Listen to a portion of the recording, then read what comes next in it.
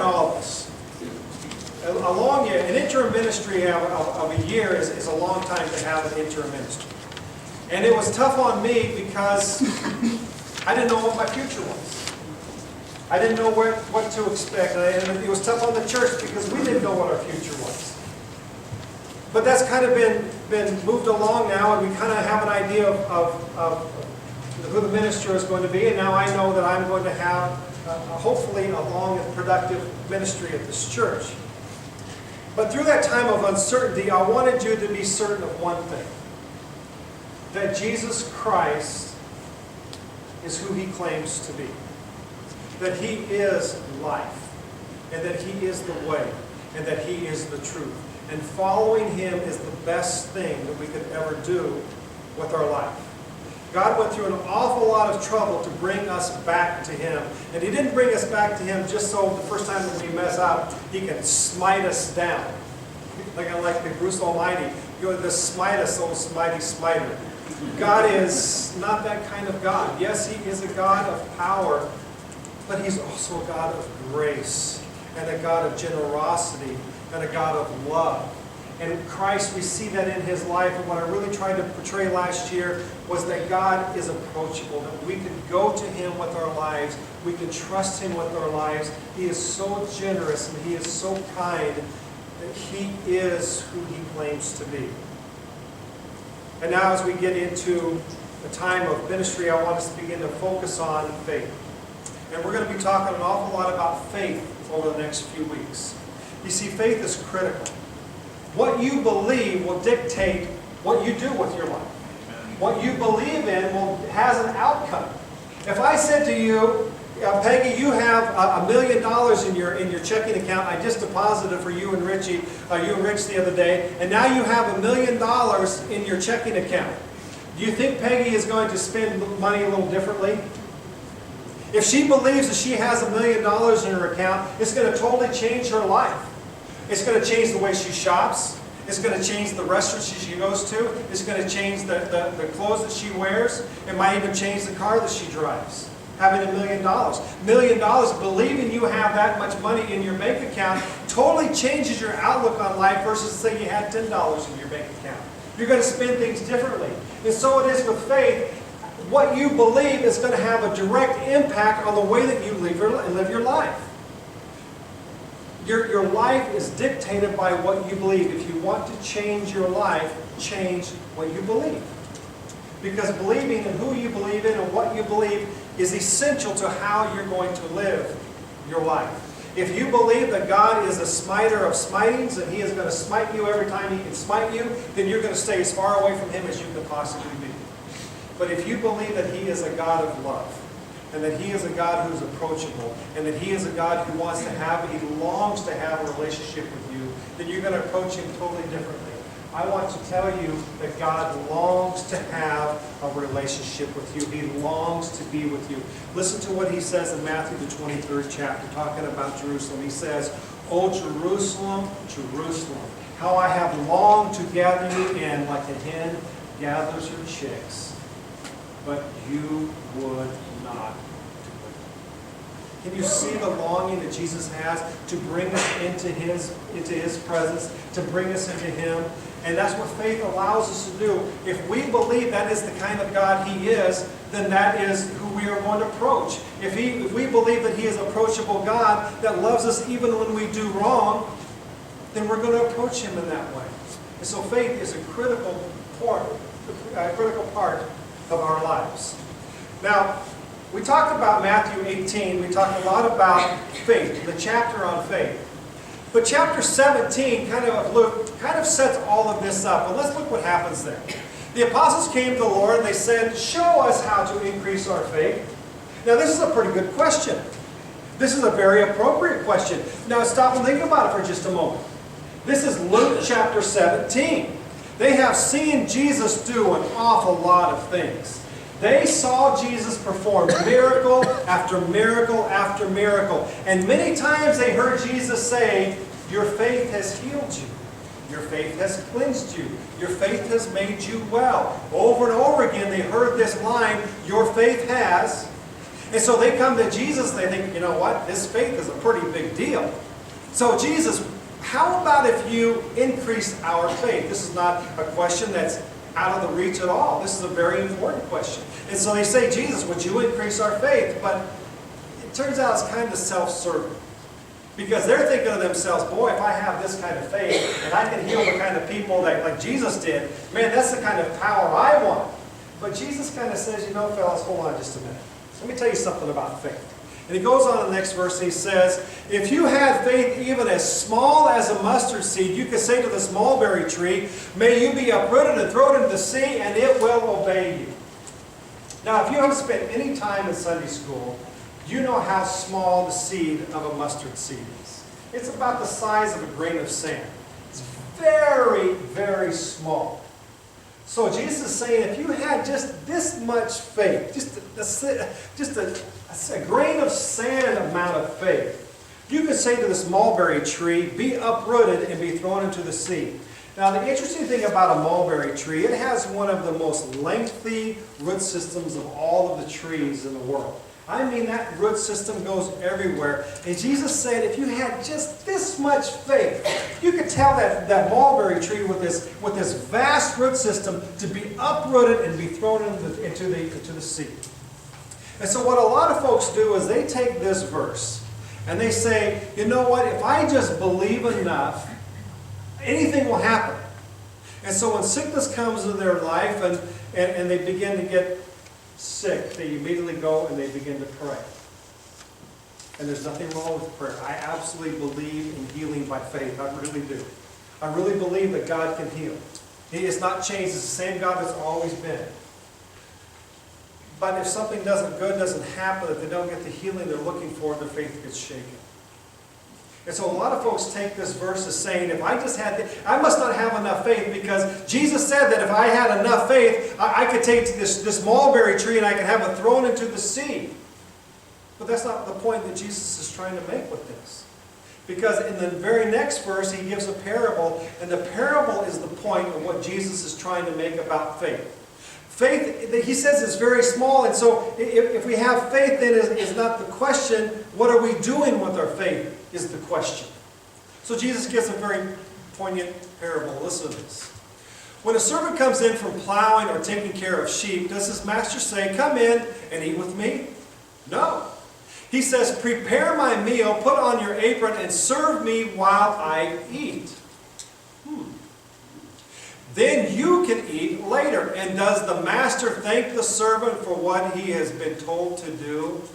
Of course not. But this is a very odd answer.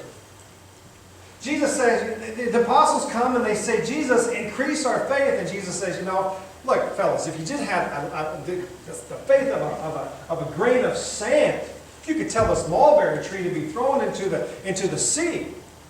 And then he follows it up with a strange story about a master who has a servant. And the servant comes in from the field, and the master says, you know what, your work's not done yet. Come serve me, and then you can go get something to eat. And after all he has done for him, does he even say thank you? Of course not. What is Jesus trying to say with this parable? Well, Jesus says what he's trying to say with this parable in the very next verse. In the same way, when you obey me, you should say, we are unworthy servants who have simply done our duty. You see, folks, here is the key to faith. Faith always brings action. Faith always brings action. The book of Hebrews, the 11th chapter, is what we call the faith chapter. And in there you're going to find what we call the Hero Hall of Fame or the Faithful Hall of Fame. And then every time you get into the book of Hebrews, the 11th chapter, you're going to see somebody's name. And you'll also, right after you see somebody's name, there's going to say, because of his faith, he did such and such. And because of his faith, he did such and such. And because of his faith, he did such and such. Faith always requires action. Now, we've been talking a lot about Abraham. And Abraham has been an interesting character because God came to him in the book of Genesis, the 12th chapter, and he says, you know what, Abraham? I'm going to make you into a great nation. In fact, you're going to be such a great nation that there's going to be more stars in the world than you have. Your descendants are going to be like stars, like grains of sand. You're going to have so many of them. And you're going to have a whole world is going to be blessed through you because of the son that I'm going to give you. Now, Abraham and Sarah, Abraham at this time was about 90 years of age, and he didn't have any children through his wife Sarah. And so he said, that's really an odd thing that you're going to say. But the Bible says that he believed God and he was counted as righteous because of his faith. Now, let's just suppose for a minute that Abraham was told by God that he was going to have children, but Abraham did not act on his faith. Let's suppose that Abraham believed that somehow Sarah was going to have a miraculous child. It was going to be a miraculous conception. So without trying to be crass, how did Abraham act on his faith? He continued to be with his wife. He continued to be intimate with his wife. I got to say it's a pretty good deal for what Abraham. You know, baby, God made a promise, and tonight could be the night. But he kept acting out on that faith, right? Well, he could have said, I'm just going to leave this all in God's hands. God said that you're going to have a baby, and he would never touch his wife again. Is that acting out on his faith? Because God made the promise, he continued to be with his wife. That's what faith does. Because of our faith, we come together as a community. Because of our faith, we gather around the Lord's table. Because of our faith, we give generously. Because of our faith, we love one another. Faith always brings an action, and the action that God is always looking for as a result of faith is obedience. That is what he's looking for as a result of our faith. God is looking for obedience. And in Abraham's life, he asked for the obedience in a profound way. In a way that very few of us could ever imagine, in a way that very few of us could ever relate to. God asked Abraham to demonstrate his faith and obedience by doing something extraordinary. In fact, I'm not sure that anyone else he would have ever asked would have ever done what Abraham was about to do. But if we go to the book of Genesis, the 22nd chapter, we find an incredible story that has an amazing parallel to the life of Jesus Christ. In Genesis, the 22nd chapter, starts like this. Sometime later, God tested Abraham's faith. Abraham, God called. Yes, he replied. Here I am. Take your son, your only son, yes, Isaac, whom you love so much, and go to the land of Moriah. All seems so innocent so far. Take your son, your only son. You know, that one that you waited on so long? He is 117 years of age roughly right now. His son Isaac is 17 years of age. Take that one that you waited on so long, that you waited and you believed in me so much, that very son, that through him all the descendants of the world are going to be blessed. Take that son, the one I promised you, and go to the land of Moriah and go and sacrifice him as a burnt offering on one of the mountains, which I will show you.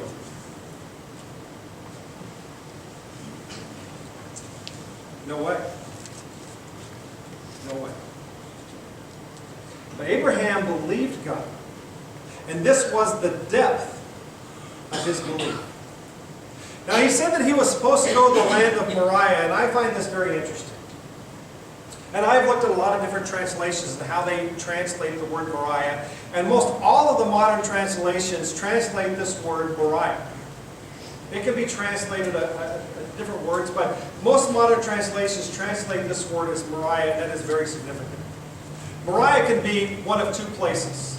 It can be the land of Shechem, which we kind of first introduced Abraham at. That's what he was known as, Abram.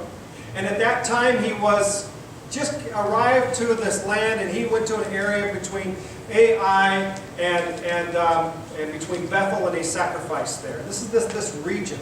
Some folks think this is the region. But all the modern translations have this as the land of Moriah. The land of Moriah is Jerusalem. The Temple Mount sits right on top of Mount Moriah. It sits right there to this very day. Mount Moriah is still in Jerusalem. And he's told to go to the region of Moriah, and when he gets there, he's going to be told a specific mountain on which to sacrifice his son. I cannot help but think that this was probably Mount Calvary.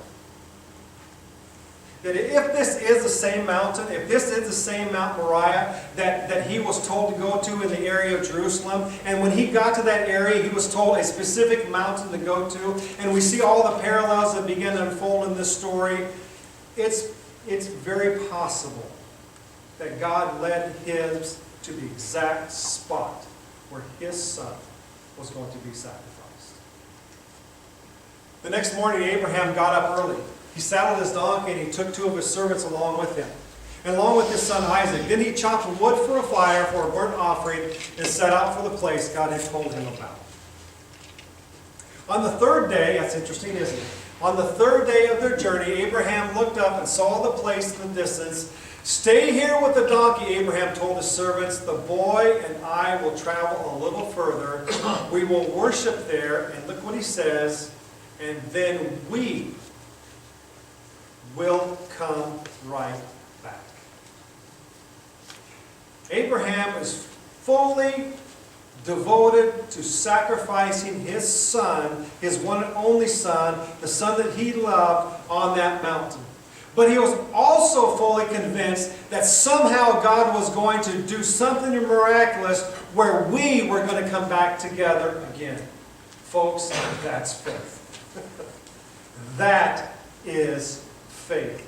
And not only is it faith, it's faith in action through obedience. He didn't know how God was going to play all this out. All that he knew is that God asked him to go take the son that he loved so much and go sacrifice him, and God was confident that somehow he was going to be faithful to his promise, and that Isaac maybe was going to be resurrected from the dead, but somehow or another they were going to come back. Let's go on.